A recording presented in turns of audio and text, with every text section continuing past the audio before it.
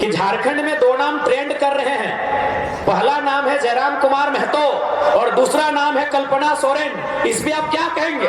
तो हमने एक ही लाइन कहा, देखिए सर, आप कल्पना जी को देवी कहिए, हमें दुख नहीं है। आप उनको रानी महारानी से सुशोभित कीजिए, हमें तकलीफ नहीं है। लेकिन आप जयराम महतो से उनकी तुलना कैसे कर सकते हैं? कल्पना सोरेन इसीलिए राजनीति में हाईलाइट हुई क्योंकि वो शिबू सोरेन की पुतोहू है और हेमंत सोरेन की पत्नी है।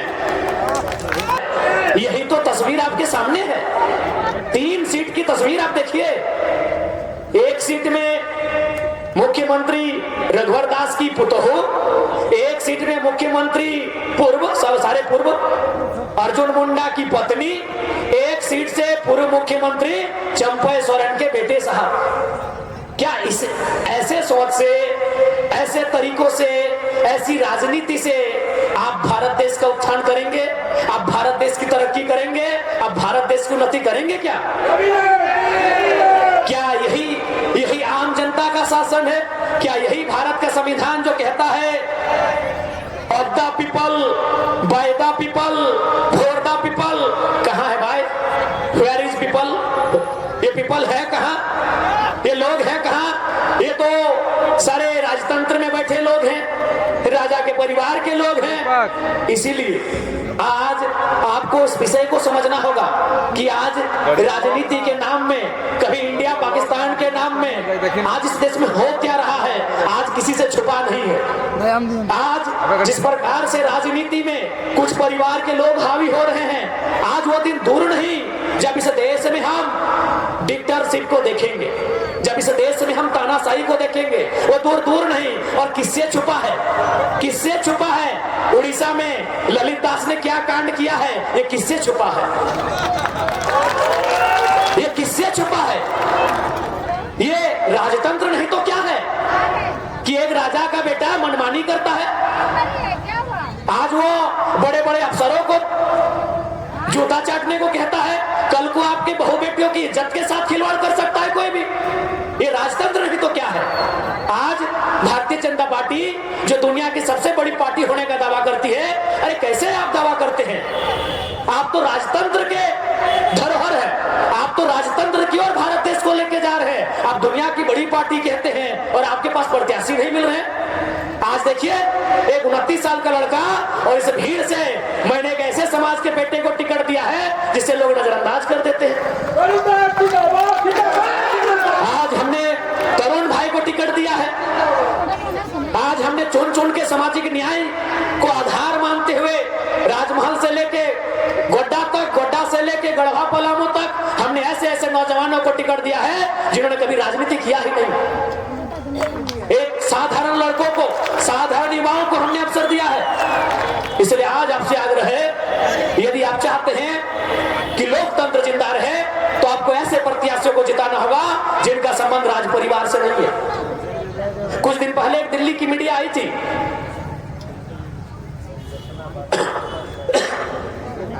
कुछ दिन पहले एक दिल्ली की मीडिया आई थी।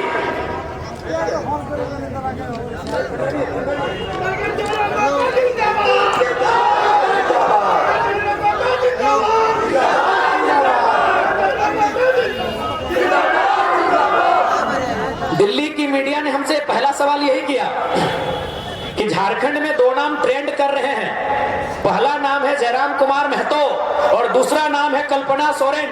इस पे आप क्या कहेंगे? तो हमने एक ही लाइन कहा, देखिए सर, आप कल्पना जी को देवी कहिए, हमें दुख नहीं है। आप उनको रानी महारानी से सुशोभित कीजिए, हमें तकलीफ नहीं है। लेकिन आप जयराम महतो से उनकी तुलना कैसे कर सकते हैं? कल्पना सोरेन इसीलिए राजनीति में हाईलाइट हुई क्योंकि वो शिबू सोरेन की पुतोहू है और हेमंत सोरेन की पत्नी है। आज यहाँ हमारी सैकड़ों बहनें बैठी हैं। आज इस भीड़ में हमारी सैकड़ों बहनें बैठी हैं जो 25 साल, 27 साल, 22 साल, 24 साल की हैं। इन एक भी बहन हमें आके बताए कि कल्पना सोरेन के विधायक बनने से आप मोटिवेट हुए हैं, आप इंस्पायर्ड हुए हैं कि हम भी विधायक बन सकते हैं। एक भी नहीं, क्योंकि आपको भी मालूम है कल्पना के बाद उनकी बेटी को मौका मिलेगा। यहाँ हजारों बहनें बैठी हैं, मीडिया वाले पूछिए कि कल्पना सोरेन के विधायक बनने से कितनी बालिकाओं ने, कितनी लड़कियों ने ये अपने आप को मोटिवेट किया अंदर से कि हम भी विधायक बन सकते। एक भी नहीं, क्योंकि इनको मालूम है कल्पना के बाद उनकी बेटी जैसे सीता के बाद उनकी बेटी तैयारी कर रही है, इनको मालूम है। लेकिन जयराम महतो के राजनीति में कदम रखते ही, जयराम महतो एक गांव का लड़का, एक गरीब किसान परिवार का लड़का, राजनीति में कदम रखते ही झारखंड राज्य के हजार युवाओं ने सपना देखना शुरू किया कि हम भी विधायक बन सकते हैं।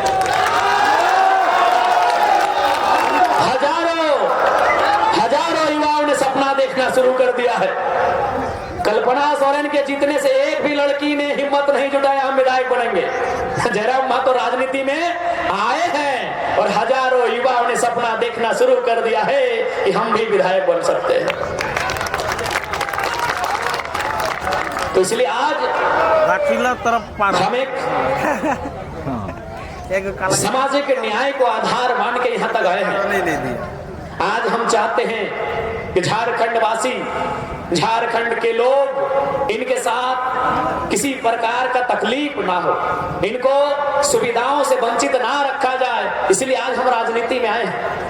आज जब हम कहीं जाते हैं तो झारखंड के युवा मिलते हैं, झारखंड की बहनें मिलती हैं और अपनी आप बीती सुनाती है कि हमने एमए पास किया है, हमने बीए पास किया है, लेकिन बड़ा दुर्भाग्य है कि हमें कहीं कुछ काम नहीं मिलता है। तो हमने समझने का प्रयास किया कि आखिर किन कारणों से आज झारखंड में ये हालात हैं। तो ज्यादा नहीं, कारण यही है, झारखंड राज्य जिस राज्य में कोयला मिलता है, जिस राज्य में आयरन मिलता है, जिस राज्य में ब्रोमाइट बॉक्साइट मिलता है, जिस राज्य में यूरेनियम थोरियम मिलता है, जिस राज्य में माइका मिलता है, जिस राज्य में 75 किस्म के मिनरल्स पाए जाते हो, अरे मिनरल्स की तो बात छोड़िए, वो तो लाखों करोड़ों के हैं ही। झारखंड एक ऐसा राज्य है जहाँ के पत्तों का दाम है, एक केंदू का पत्ता होता है जिससे बीड़ी बनता है, वो झारखंड में पाया जाता है।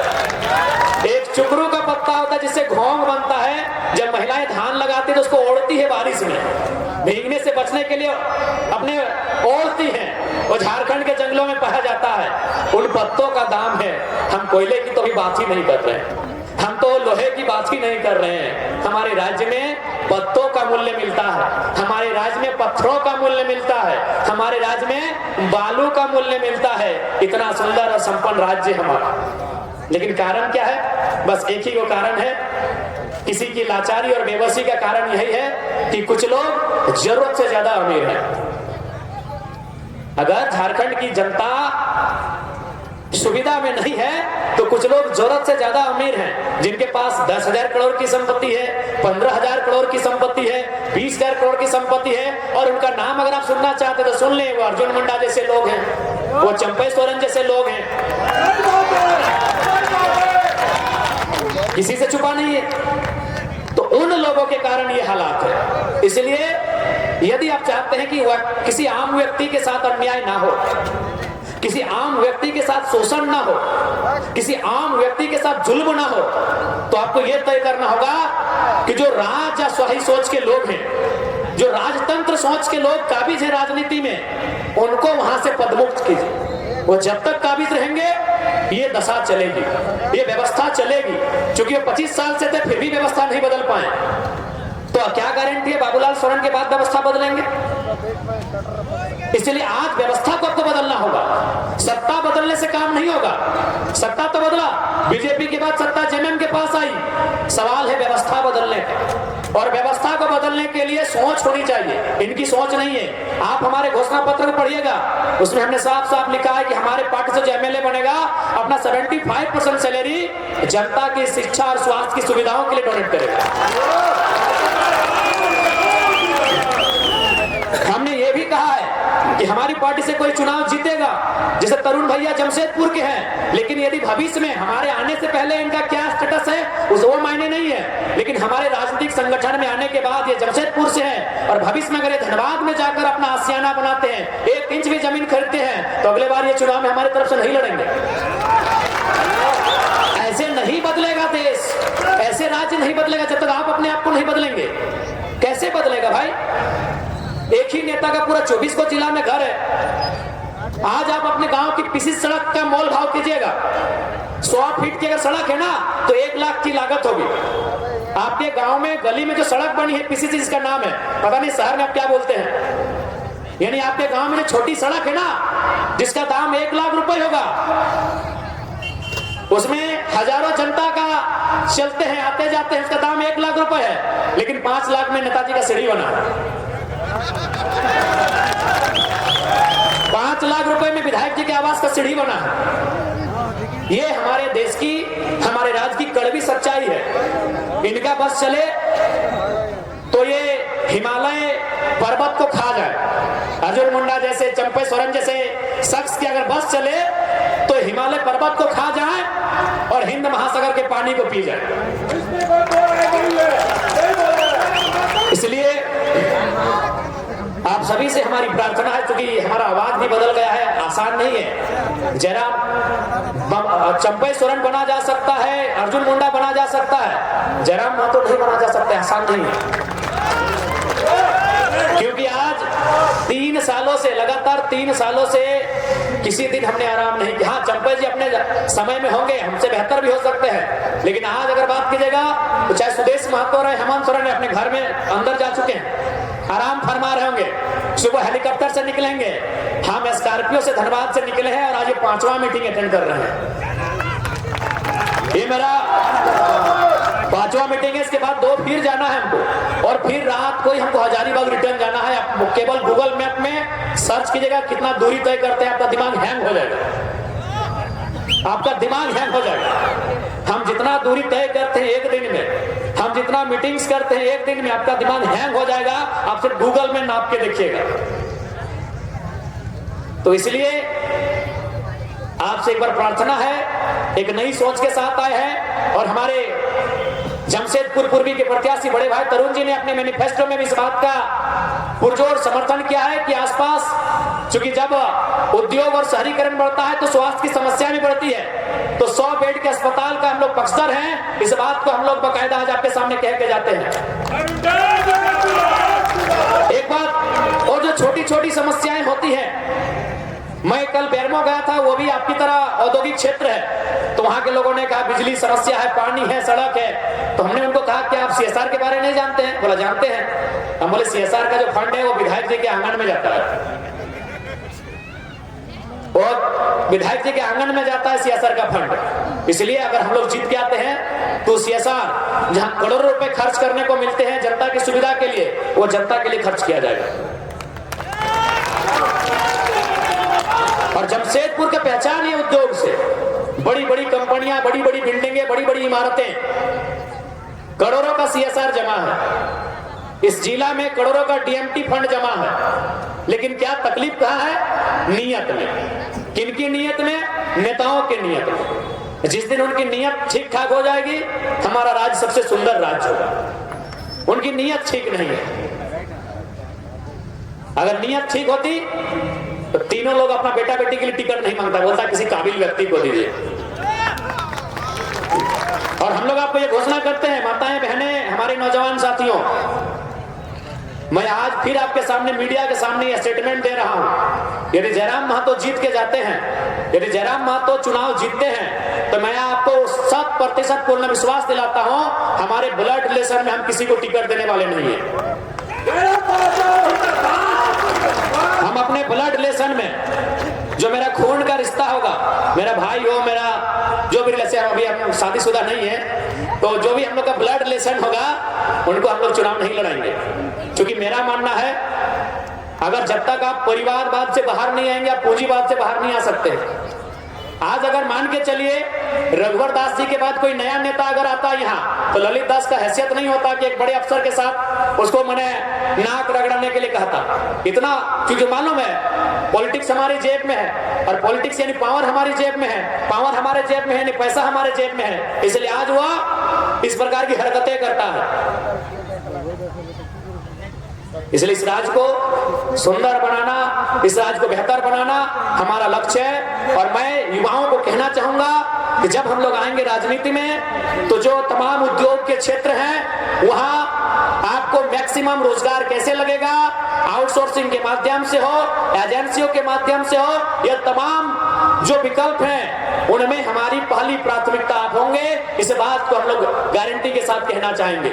इसलिए गारंटी के साथ कहना चाहेंगे क्योंकि मैं अभी पद में नहीं हूं, हम किसी पद में नहीं हैं और बिना पद में 1200 नौजवानों को हम नियोजन से जोड़ चुके हैं। तो हमें आइडिया है कि अगर हम आ गए जगह में तो रास्ता बहुत आसान होगा। तो इसलिए अभी हम लोग को और 3 विधानसभा का चक्कर लगाना है और फिर रात को इसी हाईवे से बहरा गोरा टू जो बरही का रोड बना है, इसी से हम लोग फिर हजारीबाग निकलना है। झारखंड की सबसे लंबी सड़क यही है आपकी, बहरा गोड़ा से बरही। इसी रोड को पकड़ के फिर हमें वापस जाना है। और थोड़ा सा तबीयत ठीक नहीं है, लेकिन मेरे अंदर पता नहीं कोई ताकत है, कोई एनर्जी है जो मुझे कोई दे भी सकती है। लोग ऐसा कहते हैं, पता नहीं कोई ऐसी एनर्जी है जो मेरा साथ दे रही है और मुझे लगता है वो दे भी सकती दाएं बाएं कहीं नहीं है, वो आपके आशीर्वाद में है,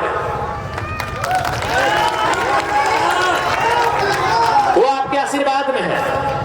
लोग कहते हैं कि कोई इसमें गॉड गिफ्टेड ताकत है, तो हमें लगता है वो गॉड गिफ्टेड कोई आसमान में नहीं है, आपकी दुआओं में है, आपकी प्रार्थनाओं में है, आपके आशीर्वाद में है। इसलिए आप अपना आशीर्वाद देते रहिएगा, अपनी दुआ देते रहिएगा, अपनी प्रार्थनाओं में याद कीजिएगा, हमें कुछ नहीं होगा।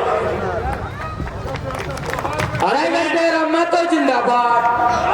अंत में इतना ही कहेंगे, आपके बीच हमारे प्रत्याशी आदरणीय सम्मानित बड़े भाई तरुण कुमार दे हैं। इनका चुनाव चिन्ह कैंची छाप है, क्रमांक 6 है। तरुण दे जिंदाबाद 6 है। इन्हें भारी मतों से विजय बनाए और जमशेदपुर में जो परिवारवाद की लहर है, कोल्हान में परिवारवाद की लहर है, ताकि एगो नाम हम छोड़ दिए थे उधर के मधु कोड़ा की बीबी रीता कोड़ा जी को, हाँ एगो नाम उधर छोड़े थे। तो कोल्हान में जो परिवारवाद की लहर है, उस लहर को विराम देने के लिए तरुण भैया जैसे साथियों का चयन करें, जो आपके सुख दुख में आपके हर एक हमदर्द बन के आपके हर एक कार्य में शामिल रहेंगे। धन्यवाद सभी को, मेरा नमस्कार, जोहार, आदाब, जय झारखंड।